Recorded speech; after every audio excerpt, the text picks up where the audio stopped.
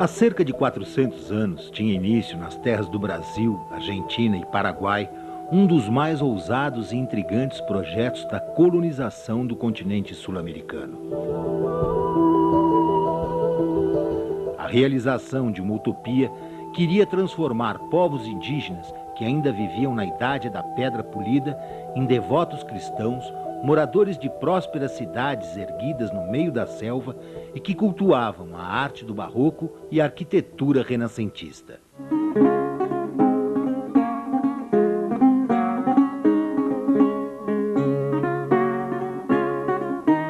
Hoje, estas ruínas são parte do testemunho sobre a grandiosidade do projeto jesuítico e da obstinação daqueles padres que, durante um século e meio, lideraram uma população de até 150 mil índios guaranis na construção e no desenvolvimento dos 30 povos das missões.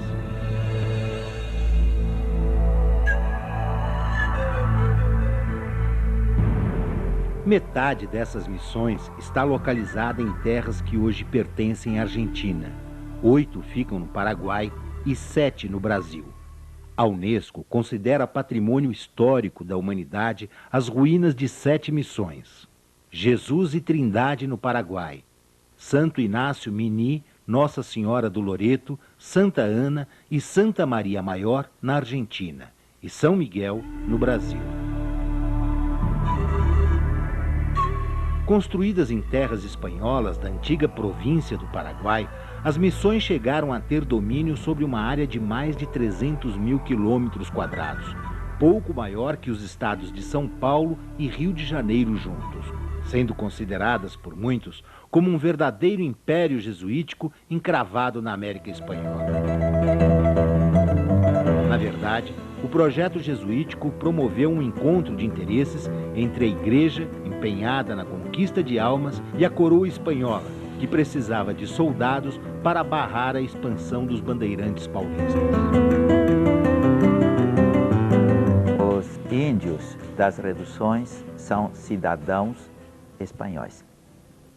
Quando o imperador precisa de soldados, ele apela para os cidadãos. Como eles pagam imposto, eles são protegidos pelo império, então eles têm que ajudar nos conflitos que se criam dentro da colônia a serviço do império. O braço para isto é a igreja, para fazer desses índios cidadãos à imagem e semelhança do homem europeu. O projeto jesuítico missioneiro deixou como herança uma vasta documentação, como, por exemplo, cartas trocadas entre membros da Companhia de Jesus e a documentação oficial elaborada pelos administradores coloniais, além de um enorme acervo de obras de arte realizadas pelos índios missioneiros.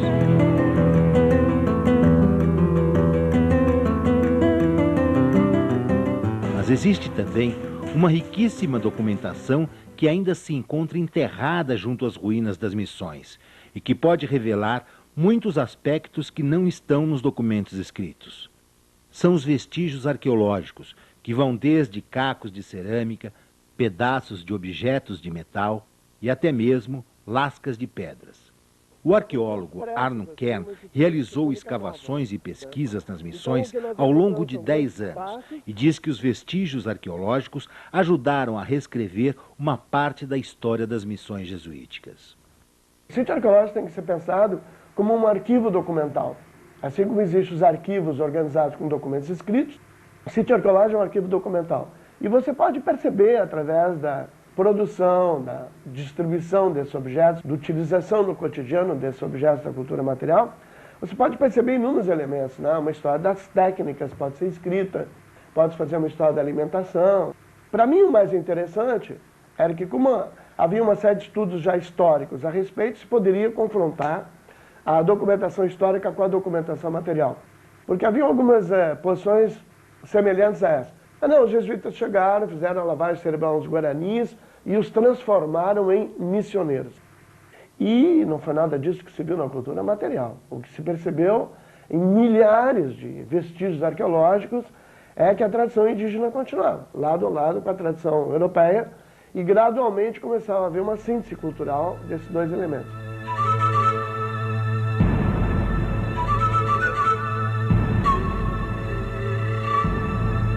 A impressão que dá quando você visita um povoado missioneiro é um processo de europeização absoluto. Você entra, você vê uma imensa praça, como as praças da época da Renascença, você vê uma imensa igreja no fundo da praça, restos de edificações, e você acha que está entrando dentro de uma cidade renascentista. Mas, na realidade, no momento em que você escava as áreas, o material indígena começa a aflorar. Começa a ocorrer um duplo sistema de produção. Por um lado, os jesuítas vão introduzindo tecnologias europeias e conhecimento de artesanatos europeus, artesanato da cerâmica, para fazer os ladrilhos cerâmicos, as telhas, o artesanato do metal. Mas nós temos que pensar que são apenas 60 jesuítas nesses 30 e tantos povoados. E são 150 mil guaranis. E 150 mil guaranis, em grande parte, continuam a produzir a cultura material da mesma maneira que produziam na época pré-histórica.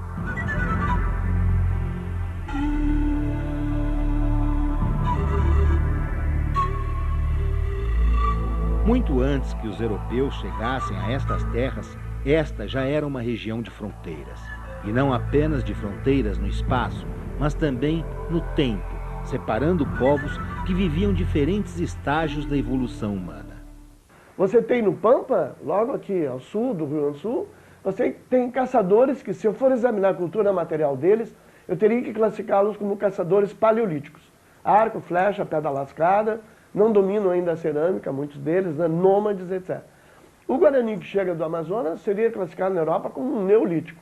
Pedra polida, cerâmica, né, horticultura, domesticação de plantas, aldeias, né, como locais de habitação, etc. E o europeu que chega está saindo do Renascimento entrando no Barroco, né? Então você tem assim, o Barroco, o Neolítico, o Paleolítico, lado a lado. E esses grupos interagem no mesmo cenário.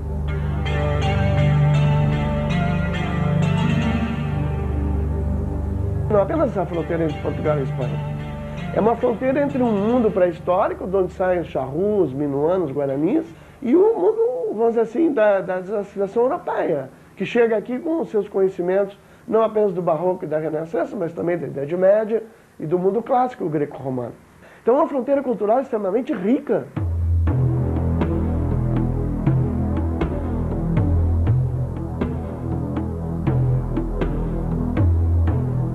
As missões de Nossa Senhora do Loreto e São Inácio Mini foram as primeiras a serem construídas em 1610.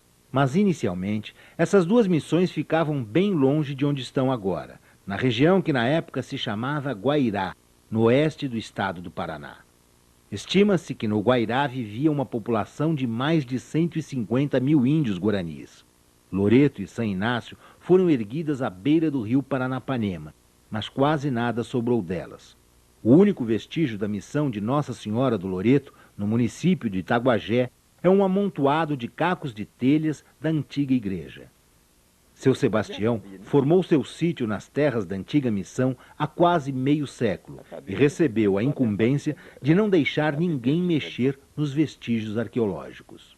A hora que tem, mas não deixar ninguém escavacar. Agora, se escavacou, eu deve ter sido quando quebrar logo, não sei quanto, que quando eu cheguei estava tudo com a caliteira todinha quebrada. Pouco adiante, em Santo Inácio, também no Paraná, mais um amontoado de cacos de telha às margens do reservatório de Taquaruçu indica o local da antiga missão de São Inácio Mini. Aqui, o dono das terras iniciou uma pequena coleção particular com restos de uma espada que ele acredita participou de antigas lutas. Deve ter morrido os dois brigando no facão, porque tá espada e facão, um quebrado a ponta. Achou muita coisa por aqui? Achando bastante coisa. O que, por exemplo? Ah, muita espada, uns pedaços de arma antiga, panelas de barro, achamos uns compassos, várias moedas. As primeiras missões jesuíticas do Guairá duraram menos de 20 anos, devido aos ataques dos bandeirantes em busca de índios para escravizá-los. Em 1629, Raposo Tavares destruiu todas as missões da região e chegou a capturar 20 mil índios guaranis para torná-los escravos. Se a gente lê o Montoya, por exemplo, a conquista espiritual é uma coisa muitíssimo pesada. Eles enfrentam tudo paupérrimos. Tem um jesuíta que morre de fome aqui nessa região do Guairá, um jesuíta de 30 e poucos anos. Isso é a saga do começo. Aos poucos eles conseguem juntar, e não foi fácil, não. Sempre tem esse lado político. O grande cacique, ele sabe, se ele não servir aos espanhóis e não for preso pelos bandeirantes, ele tem a outra opção. Então, esses grandes caciques que no começo são grandes opositores do missionário e querem matá-lo, depois são os seus grandes defensores. Em 1631, os jesuítas decidiram abandonar o Guairá e empreenderam uma dramática fuga junto com 10 mil índios guaranis. Só a partir de 1641, quando derrotaram os bandeirantes na Batalha de Imbororé, às margens do rio Uruguai, as missões puderam se desenvolver em paz. Loreto e San Inácio Meni foram reconstruídas e ficam hoje na Argentina, sendo San Inácio um dos conjuntos mais bem preservados, com sua majestosa catedral e o claustro dos padres, que ainda permanece de pé.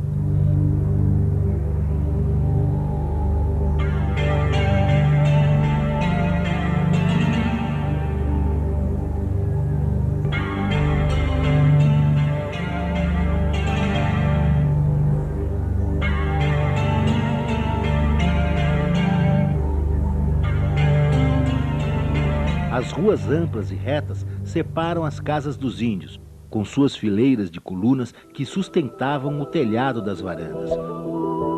Podia-se percorrer toda a cidade abrigado da chuva e do sol. No interior das casas dos índios, os aposentos tinham em média cerca de 25 metros quadrados, onde vivia o núcleo familiar, agora separado por grossas paredes de pedra, ao contrário do antigo ambiente das ocas indígenas, em que as famílias conviviam no mesmo espaço. O sistema de construção é bem visível, com os blocos assentados uns sobre os outros e os vãos preenchidos por pedaços de pedras menores. Em algumas paredes eram construídos nichos. Na praça, um poço de água evoca cenas de um cotidiano que desapareceu há mais de 2 séculos e meio. Pode-se conhecer também o que restou das paredes que formavam a antiga cadeia. Mas a obra mais importante em todas as missões é sempre a igreja.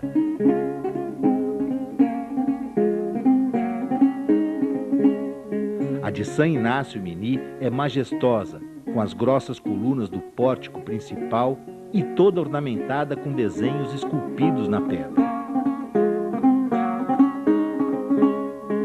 A seguir, acompanhe as escavações arqueológicas na missão argentina de Santa Ana.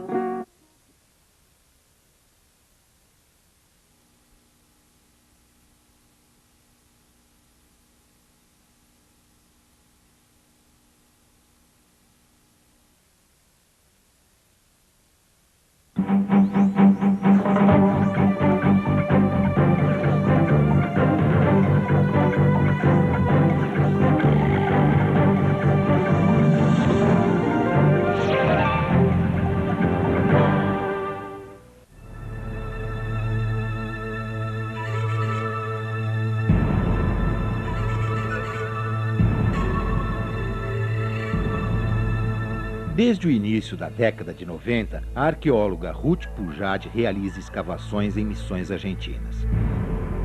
Desta vez, ela faz parte de uma equipe que está escavando em 3 pontos da missão de Santa Ana. Junto ao claustro dos padres, ou colégio, como também é chamado, no local próximo onde ficava o altar da igreja, e no Cotiguaçu, a casa onde viviam as viúvas e os órfãos. O trabalho mal começou, mas os pesquisadores já estão fazendo suas primeiras descobertas, que aos olhos de um leigo passariam totalmente desapercebidas. Siempre hay sorpresas, pero en arqueología decimos que quien no sabe lo que busca no reconoce lo que encuentra. Y por lo tanto nosotros traíamos la primera aproximación de lo que íbamos a encontrar en esa galería. Pero cuando llegamos a la zona, vimos en los alrededores algunas depresiones que aparentemente, en una hipótesis inicial, corresponden con los grandes horcones que sostenían el campanario. Creemos que esas hondonadas que estamos viendo, que son 3 y todavía no localizamos la cuarta, corresponden a la estructura de madera que soportaba la torre y donde estaba colgada la campana o las campanas.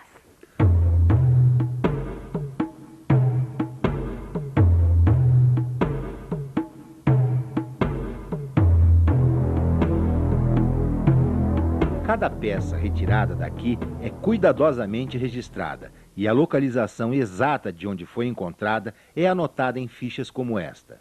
Cada uno de los objetos es valioso en relación con los demás y en relación con todo el sitio excavado. Por sí mismo puede dar información, pero se pierde mucho.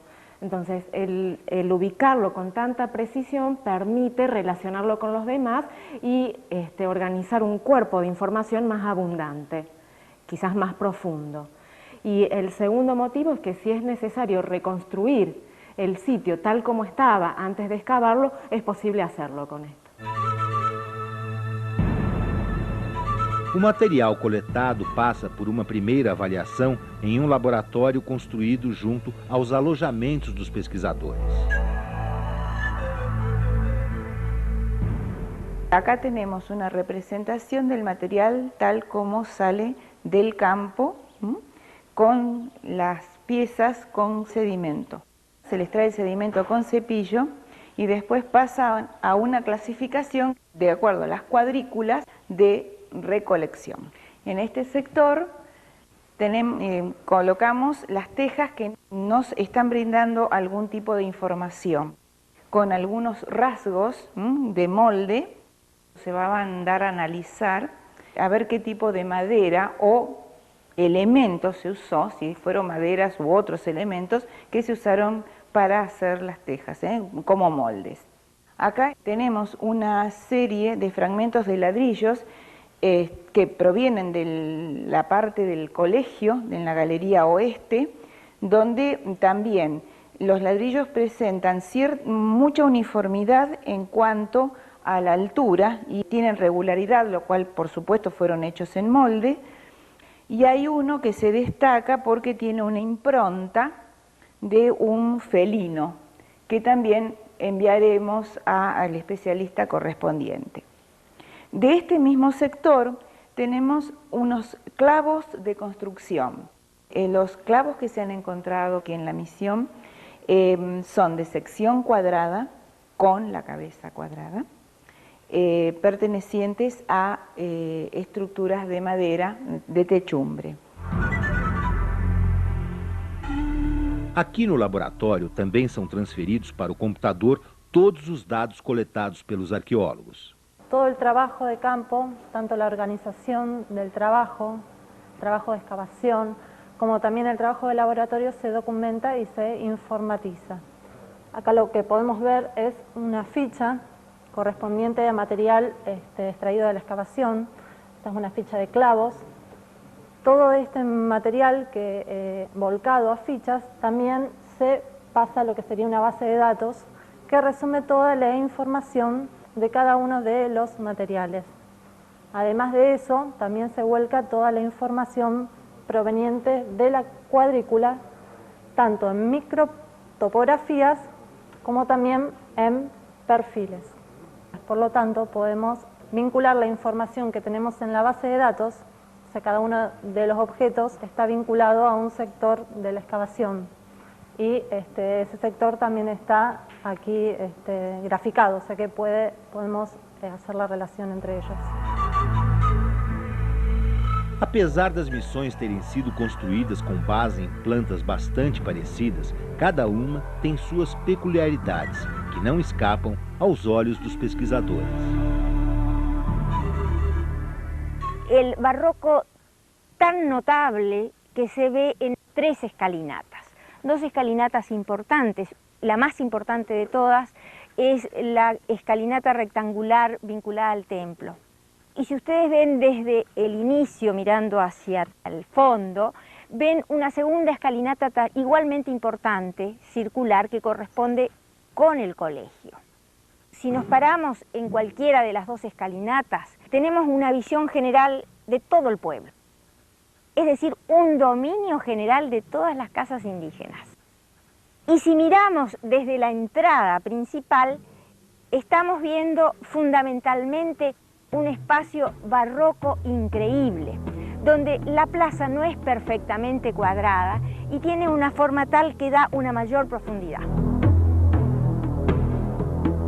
Outra característica da missão de Santa Ana é ter preservado o engenhoso sistema de captação e armazenamento de água utilizada na irrigação da horta. Se trata de dos estanques, uno principal que, como ustedes ven, está revestido de sillares de arenisca, está alimentado por una vertiente, pero a su vez a él llega toda el agua proveniente de las lluvias, tomada de los techos del taller, que viene canalizada con canaleta abierta hasta el primer estanque. Pero antes de la llegada al estanque se bifurca. La bifurcación atraviesa la parte más baja del huerto, pasa por debajo del muro de circunvalación y desagua en un arroyo temporario.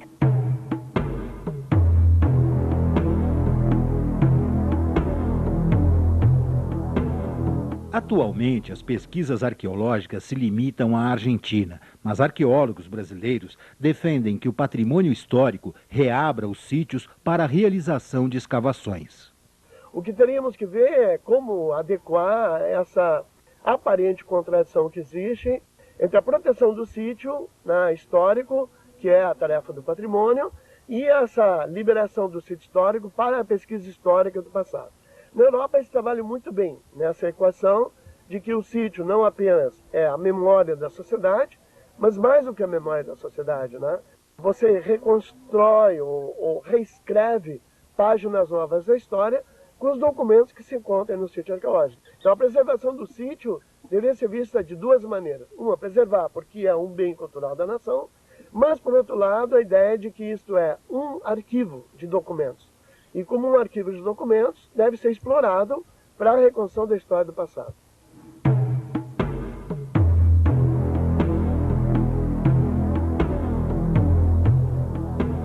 A seguir, as ruínas dos 7 povos das missões em terras brasileiras.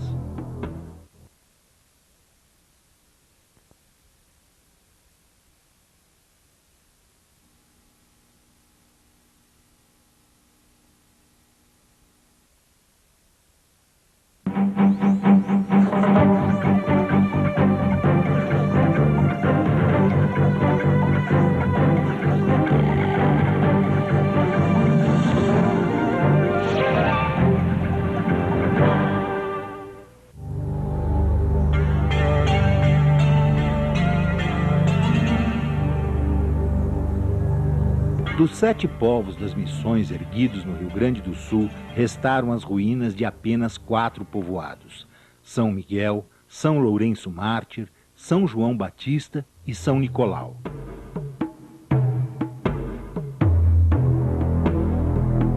As ruínas de São Nicolau ocupam hoje a praça principal da pequena cidade, mas olhando as ruas em torno, vê-se outras construções feitas com as pedras retiradas das ruínas das missões. Foi assim que boa parte dos antigos prédios dos povoados desapareceu. Para construir este sobrado, que agora também está em ruínas, o proprietário comprou da prefeitura os blocos de rocha que estavam abandonados.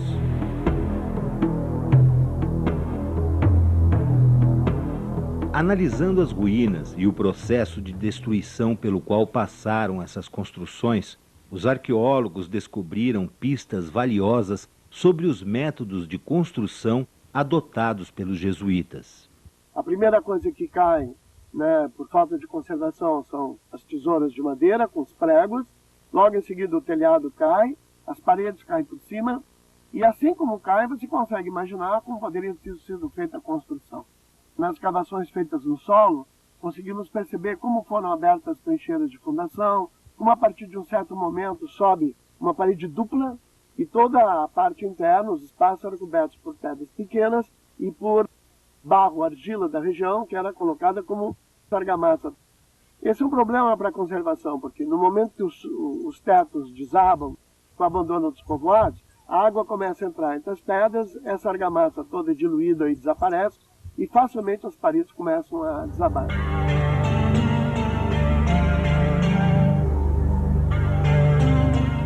Apesar da aparente solidez das construções em pedra, muitas vezes o sistema adotado pelos jesuítas implicava em que as estruturas do prédio se assentassem sobre madeira.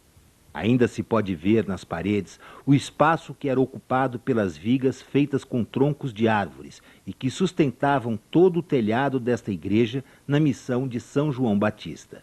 A maior parte dos povoados missioneiros foram construídos por simples párocos. E esses párocos, eles têm uma técnica de construção da época, que é a construção de uma estrutura em madeira. E a pedra basáltica é colocada para tapar esses vãos entre os pilares de madeira. Quando, por um acidente qualquer, caísse uma vela no altar e pegasse fogo no altar, o fogo tenderia a subir pelos retábulos, e foi o que aqui aconteceu, e subindo pelos retábulos esse fogo, pega o fogo na estrutura de telhado da igreja e também nos pilares que são de madeira, e a tendência quando ocorre um incêndio desse é a perda de toda a igreja. Nas escavações realizadas na missão de São Lourenço Mártir, uma das construções que mais chamou a atenção dos arqueólogos foi a Sala das Armas. Desde 1631, os guaranis tinham autorização para usar armas de fogo, e as milícias guaranis foram mobilizadas diversas vezes, tanto para enfrentar índios infiéis, como para combater os portugueses. Eu tenho a impressão que um dos achados mais interessantes aqui de São Lourenço foi exatamente o encontrar a armeria. Haviam informações de que os guaranis tinham sido transformados numa milícia armada na luta dos espanhóis contra os portugueses, mas não sabiam onde isso ficava localizado, se isso era real ou não, para todos os povoados. Enquanto que uma sala normal da residência tem portas e janelas, inclusive duas portas, uma que abre para o claustro e outra que abre para a quinta, a armeria ela tem uma outra conformação. Ela apenas tem uma porta de entrada e na parte de trás tem uma seteira, que é típico dos castelos medievais e das áreas militarizadas da Europa. Para a sustentação das armas devia haver bancadas. Numa das paredes se nota perfeitamente a incisão de um tabuão muito grosso, onde essas madeiras encaixavam, né? E para suporte das armas de fogo, imagine também que tinham balas de chumbo e barris de pólvora.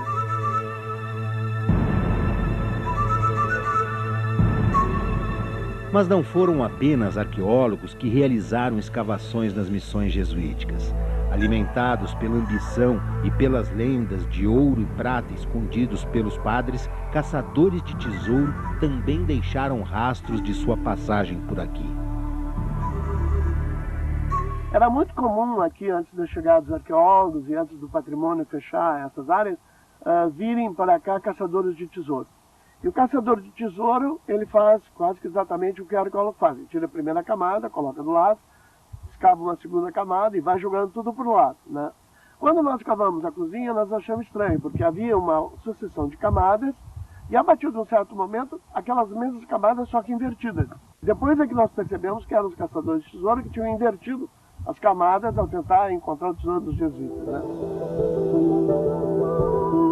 Na missão de São Miguel, os arqueólogos optaram por realizar escavações não apenas junto às construções, mas também em um trecho da rua da antiga missão. E foi aí que os resultados surpreenderam. Normalmente se pensa que as ruas servem apenas para circulação de veículos ou de pedestres. E nós vimos que na organização do espaço missioneiro e na estruturação da sociedade guarani, eles terminaram também ocupando as ruas para outras finalidades que não essa de circulação de tropas, veículos ou de bens de consumo ou de produção. Como os cômodos das casas eram pequenos e serviam apenas como dormitório, havia necessidade também de utilização do espaço coberto pelos telhados junto às casas e, para nosso espanto, também das ruas. E muito da cocção dos alimentos, né, terminou sendo feito na rua. Mesmo na tábua indígena, a cozinha do índio não é feita dentro da casa. A casa é sempre um dormitório. A cozinha é feita numa pequena área coberta ao ar livre. Então, isso eles mantiveram aqui no povoado missioneiro. São Miguel é a mais espetacular das missões em terras brasileiras, com as ruínas da bela catedral de 70 metros de comprimento por 30 de largura e 20 metros de altura.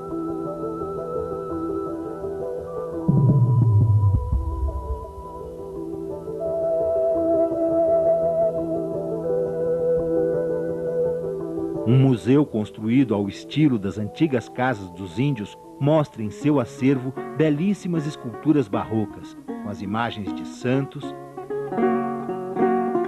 anjos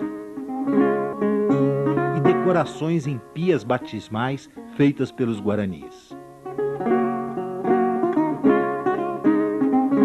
O dono da loja de artesanato já foi o zelador do museu e antes dele, seu pai também exerceu a função quando foi o responsável pela coleta de quase todas as esculturas do museu.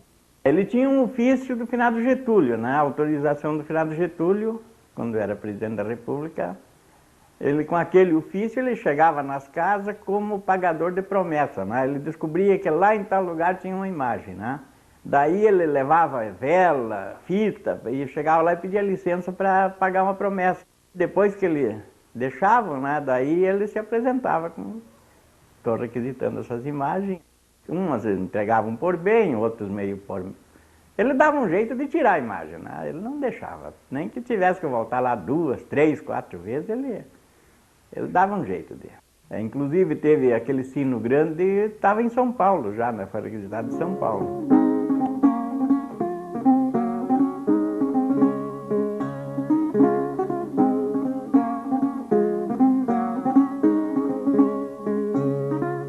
Quando a noite cai em São Miguel, um espetáculo de luz e som narra a história da construção e destruição da missão.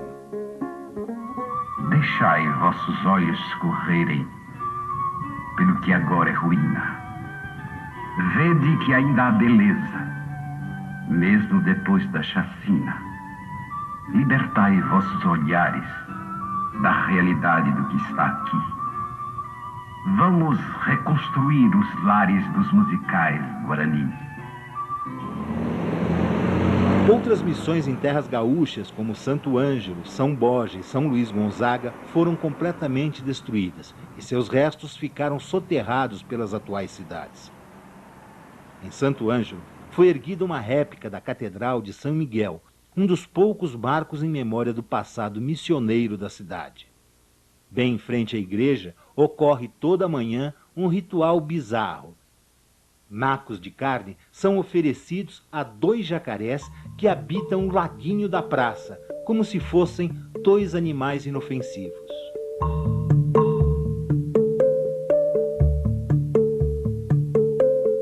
Olhando-se para os anúncios e placas do comércio de Santo Ângelo, vê-se a presença constante de um nome, Cepé Tiaraju, o herói indígena que em 1756 comandou a resistência contra os exércitos espanhol e português, que se uniram para expulsar os índios das missões após a assinatura do Tratado de Madrid.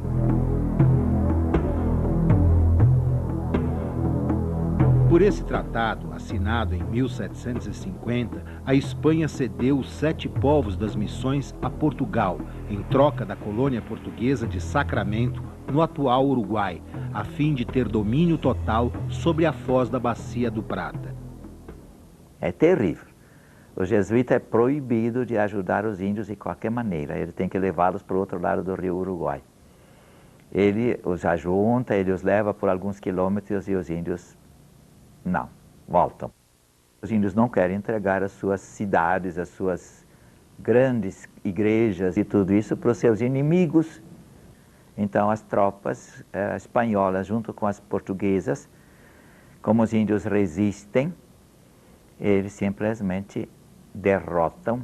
Há uma batalha de Caibaté, que morrem ao menos 1 milhar de índios, que eles são derrotados e eles são massacrados. Depois as tropas acampam durante anos nas igrejas.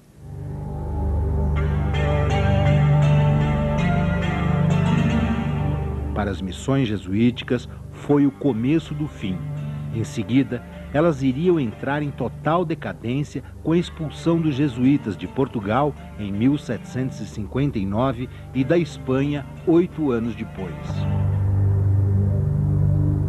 Quando expulsam os jesuítas já estão grandemente desmoralizados também. Claro, eles nunca mais vão recuperar aquele prestígio que eles tinham antes, quando eram aquelas figuras fantásticas que eram tudo que os índios tinham. De repente, os missionários abandonam os índios, não os podem ajudar. E, claro, eles perdem o seu prestígio, toda aquela cotação que eles tinham anteriormente com relação aos índios. A seguir, a arte e a tecnologia nas missões, da Idade da Pedra à metalurgia.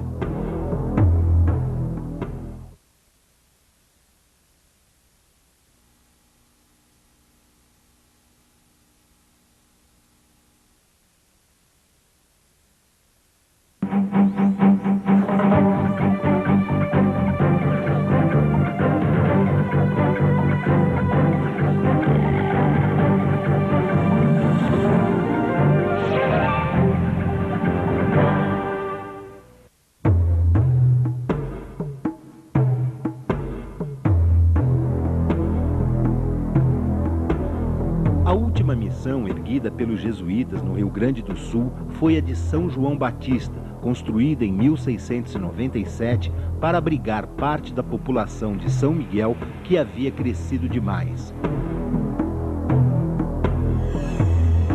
O construtor de São João, o padre Antônio Sepp, era músico e foi um grande incentivador das artes. Mas aqui em São João, o seu grande feito foi a introdução e o aperfeiçoamento da metalurgia entre os guaranis.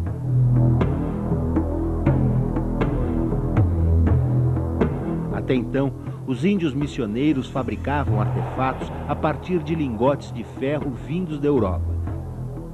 Mas em São João, eles passaram a dominar toda a tecnologia do metal, desde a extração da rocha até a fundição. Para o índio é algo inimaginável.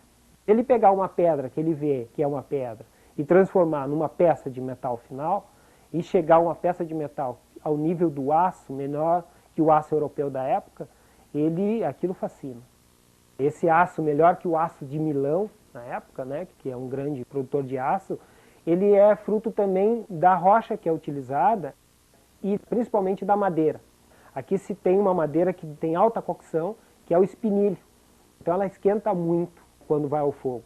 E ao esquentar muito, ela possibilita alto grau de cocção.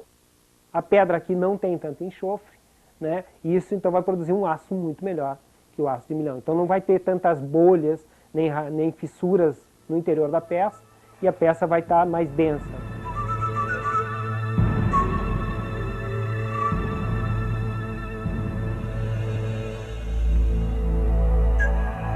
Completando o estudo das ruínas e dos achados arqueológicos, os pesquisadores também analisaram essa ilustração de São João Batista, que mostra muito bem como funcionavam as missões dentro e além dos limites do povoado. Essa é uma planta da redução de São João Batista.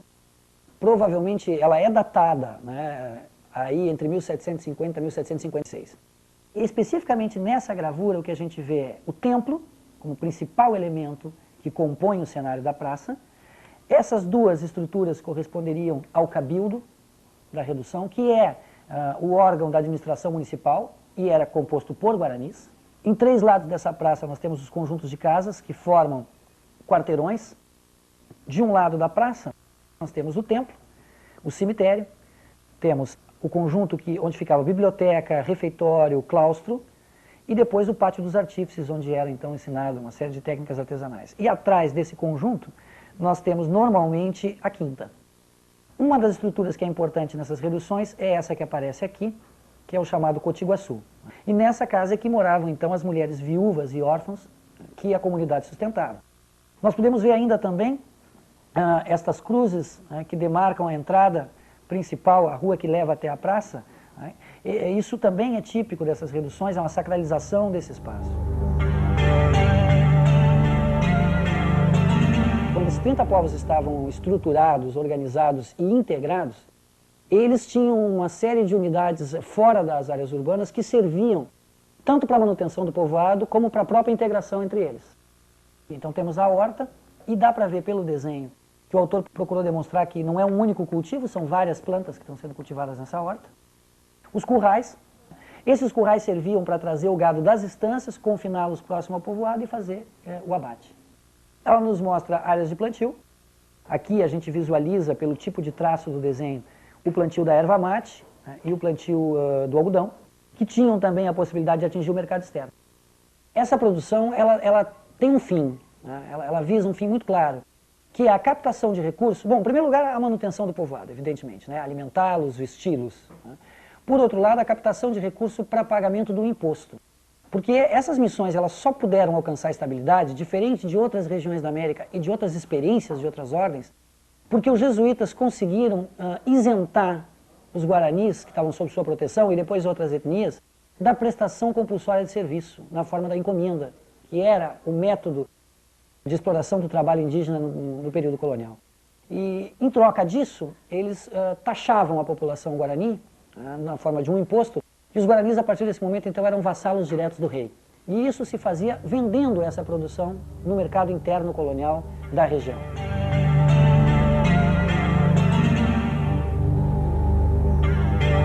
Restos de cerâmica também forneceram muitas informações sobre o dia a dia nas missões. Pequenos cacos como estes deram aos arqueólogos pistas sobre como ocorreram algumas transformações culturais no interior dos povoados.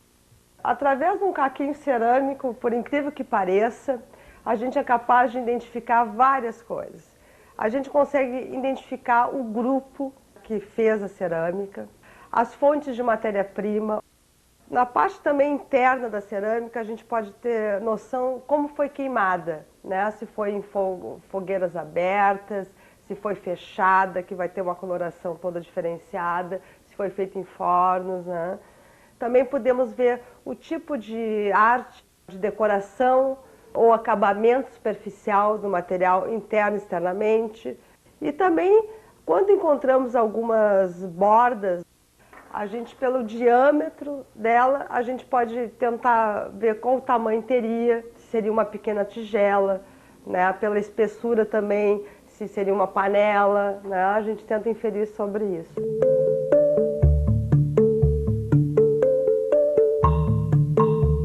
O Guarani tem uma cerâmica muito distinta, né? Que são vasilhas pintadas, utilizadas em rituais, corrugado.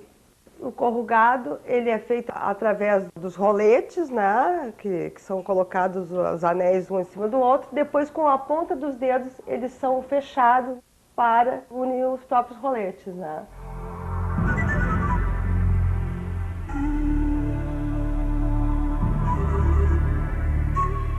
Quando inicia o convívio já com os jesuítas, a gente vai notar que principalmente a primeira coisa que os padres vão tentar combater vai ser a questão ligada aos rituais, ao simbolismo da cultura guarani, né? E isso está identificado basicamente nas vasilhas pintadas. A gente nota, né, que eles combatem a pintura. Então, nos povoados da primeira fase, a gente encontra ainda alguns fragmentos dessa cerâmica pintada.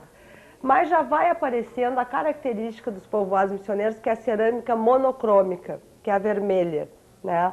Quando a gente chega a campo e encontramos isso, a gente logo diz assim, olha, aqui passaram os índios reduzidos, porque aparece muito, é muito característica, tanto no Brasil como na Argentina, essa cerâmica pintada de vermelho.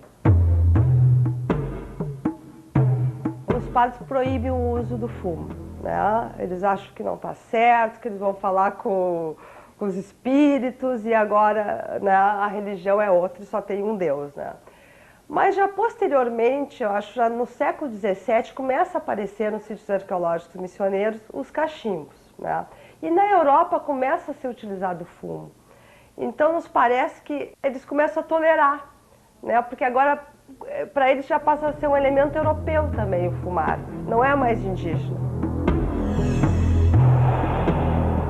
Os padres dizem que teriam 3 locais de produção, que seriam as habitações indígenas, onde eles descrevem que deveriam ser feitos adobes, né? Adobes são tipo de tijolos não cozidos, que podem ser utilizados tanto em paredes como para piso. Também nas habitações eram confeccionadas as panelas de uso diário da população indígena. Teria o galpão de telhas, onde eram feitas somente telhas. Já esse material assim, ó, de ladrilhos deveriam ser feitos nas oficinas, né, por se tratar de um material mais elaborado, né, com esmalte, com flores, isso tudo aos moldes europeus, né. Outra característica europeia que vai se encontrar, o elemento europeu, são as alças. Isso não existia na cultura guarani, nós vamos encontrar variados tipos de alças. As bases das panelas sempre foram arredondadas, como a gente pode ver esses fragmentos que nós vamos encontrar nas missões, sempre o fundo arredondado. Já as torneadas vão ter as bases planas. E isso também nós encontramos com material com rolete. A Índia achou bonito. Então elas aprenderam, disseram, viu só que inovação, quem sabe fica até melhor mesmo de colocá-la, né, sobre alguma coisa. Né?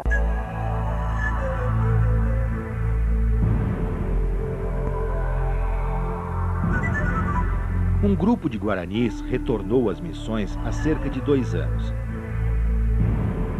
Agora, eles vendem artesanato aos turistas. Os antigos senhores dessas terras tiveram que lutar muito para conseguir um lugar onde instalar sua aldeia. Brigamos com o governo do estado, estivemos fazendo reunião com todos os povos guarani, daí nós conseguimos um lugar aqui, com 236 hectares, mas eu acho que aqui tem espaço para nós, para morar, para tudo, né? Até tem para nós caminhar um pouco, né, no espaço. O glorioso passado das missões jesuíticas desapareceu completamente da memória dos guaranis. Muito guarani já não sabe mais como é que foi a história, né? Porque a nossa história não é que nem o branco. O branco já usa papéis para saber, né? Já tem escrito, né, qual é o problema que foi na época, né? Mas nós não é assim, então eu acho que muitos guarani não lembram direito, né?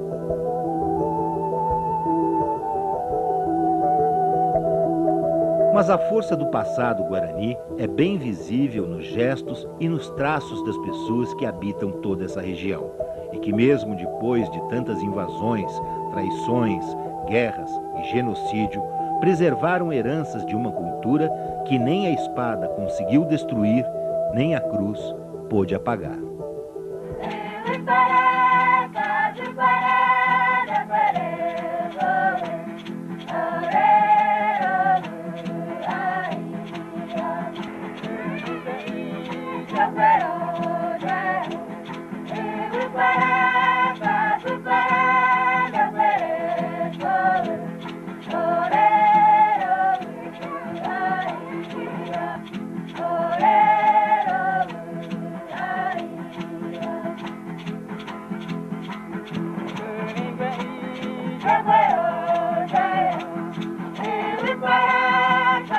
Para